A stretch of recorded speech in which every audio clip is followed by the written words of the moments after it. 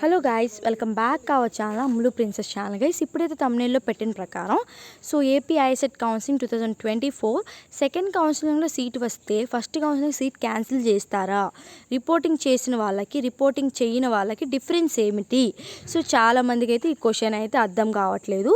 దీనిపైన అయితే నేను క్లియర్గా అయితే వీడియోలో చెప్తాను. వీడియోని ఫస్ట్ నుంచి లాస్ట్ వరకు చూడండి, ఎక్కడ స్కిప్ చేయకండి. దయచేసి ఈ వీడియోని అయితే ఫస్ట్ లైక్ చేసి షేర్ చేసి ముందైతే మన ఛానల్ ఫస్ట్ టైం విజిట్ చేసి ఉంటే సబ్స్క్రైబ్ చేసుకోండి.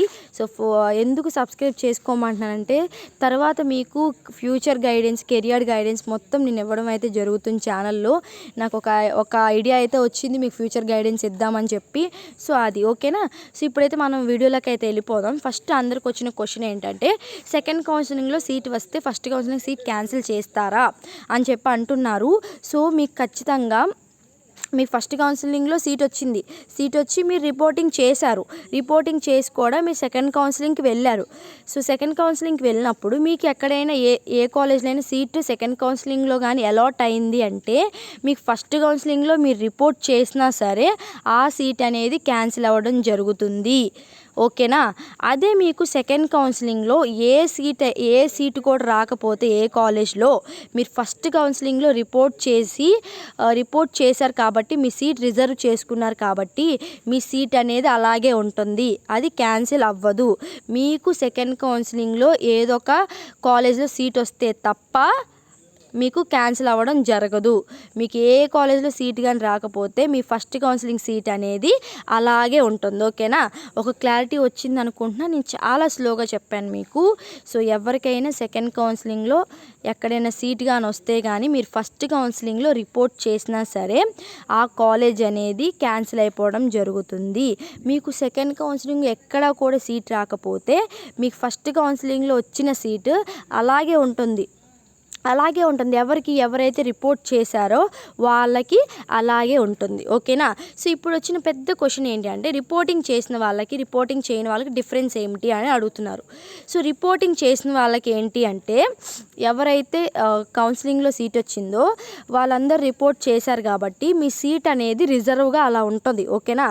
మీ సీట్ అనేది అలా రిజర్వ్గా అలా ఉంటుంది. ఇంకా మీ సీట్ అనేది ఎవరు తీసుకోవడానికి ఉండదు, ఎవరికి ఇవ్వడం అయితే జరగదు. మీ సీట్ అనేది అలాగా రిజర్వ్గా ఉంటుంది. మీకు సెకండ్ కౌన్సిలింగ్లో ఒకవేళ సీట్ రాకపోతే మీకు ఇక్కడ ఈ సీట్ అనేది అలాగే ఉంటుంది, మీరు ఈ కాలేజ్కి వెళ్ళిపోవచ్చు. ఓకేనా. రిపోర్టింగ్ చేయని వాళ్ళకి పరిస్థితి ఏంటి? రిపోర్టింగ్ చేయలేదు కాబట్టి మీకు ఫస్ట్ కౌన్సిలింగ్లో ఒక సీట్ వచ్చింది కానీ మీరు రిపోర్టింగ్ చేయలేదు కాబట్టి మీకు ఆ సీట్ అనేది ఈ పాటికి క్యాన్సిల్ అయిపోతుంది. ఓకేనా. మీకు సెకండ్ కౌన్సిలింగ్లో ఖచ్చితంగా సీట్ రావాలి. సీట్ వస్తేనే మీకు సీట్ వచ్చినట్టు. ఇంక ఫస్ట్ కౌన్సిలింగ్ నాకు సీట్ వచ్చింది కదా, నేను రిపోర్టింగ్ చేయలేదు కానీ ఆ సీట్ ఉంటుంది అనుకోవచ్చు, కానీ ఆ సీట్ అనేది ఉండదు. ఎవరైతే రిపోర్టింగ్ చేస్తారో వాళ్ళకి మాత్రం ఆ సీట్ అనేది రిజర్వేషన్లో అయితే ఉంటుంది, ఇంకెవ్వరికి కూడా ఉండదు. ఇదే వాళ్ళకి డిఫరెన్స్ అనమాట. రిపోర్టింగ్ చేసి ఉంటే చాలా మంచిది, ఎందుకంటే మీకు సెకండ్ కౌన్సిలింగ్ రాకపోయినా ఫస్ట్ కౌన్సిలింగ్లో వచ్చిన సీట్ అలాగే ఉంటుంది కాబట్టి. ఓకేనా. ఇప్పుడు రిపోర్టింగ్ చేయకపోతే ఏమన్నా ప్రాబ్లమా అని అడుగుతున్నారు. రిపోర్టింగ్ చేయకపోవడం వల్ల ఏ ప్రాబ్లం లేదు. ఓకేనా. జస్ట్ సీట్ అనేది క్యాన్సిల్ అయిపోతుంది, అంతకు మించి ఏం లేదు. రిపోర్టింగ్ చేస్తే సీట్ అనేది అలా రిజర్వేషన్లో ఉంటుంది, రిపోర్టింగ్ చేయకపోతే సీట్ అనేది క్యాన్సిల్ అయిపోతుంది, అంతే డిఫరెన్స్, ఇంకేమీ లేదు. మీకు ఒక క్లారిటీ వచ్చింది అనుకుంటున్నా. దయచేసి మీకు ఎలా అనిపించిందో వీడియో లైక్ చేయండి, షేర్ చేయండి, కమెంట్ చేయండి. అలాగే నేను చాలామంది కమెంట్స్ చూస్తున్నాను కానీ కొంతమందికి రిప్లై ఇస్తున్నాను, కొంతమందికి రిప్లై ఇవ్వలేకపోతున్నాను. ఎందుకంటే నాకు ఇంతకు ముందులాగా నేను ఖాళీగా ఉండడం లేదు కదా.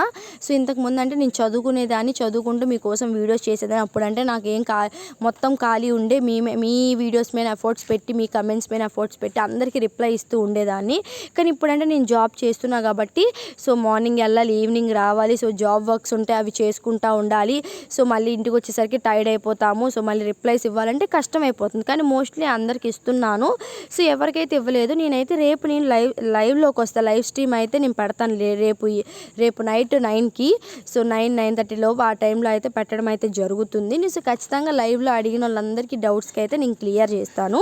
సో అప్పుడైతే ఆ లైవ్లో అయితే మీ క్వశ్చన్స్ అన్నీ అడగండి, ఓకేనా. ఎవరు కూడా కమెంట్స్కి రిప్లై రావట్లేదని చెప్పి ఎవరు బాధపడకండి. సో మోస్ట్లీ నేను అన్ని వీడియోస్లో మీ డౌట్స్ అన్నీ క్లియర్ చేస్తున్నాను, క్లారిటీ ఇస్తున్నాను. నాకు ఆ విషయం అయితే నేను డ్యామ్ షూర్గా అయితే చెప్పగలను 100%గా, ఓకేనా. సో మీకు ఒక క్లారిటీ వచ్చింది అనుకుంటున్నా ఈ వీడియో పైన. సో దయచేసి లైక్ చేసి షేర్ చేయండి. అలాగే మన ఛానల్ని ఫస్ట్ టైం విజిట్ చేసి ఉంటే సబ్స్క్రైబ్ చేసి పక్కనే ఉన్న బెల్ ఐకాన్ గట్టిగా బాదండి. మీరు అక్కడ గట్టిగా బాదితే నాకు ఎక్కడి వరకు వినిపించాలి మోత అనేది. సో ఈ రోజుటి వీడియో అయితే ఇది. Thank you for watching. Signing off Ammulu princess.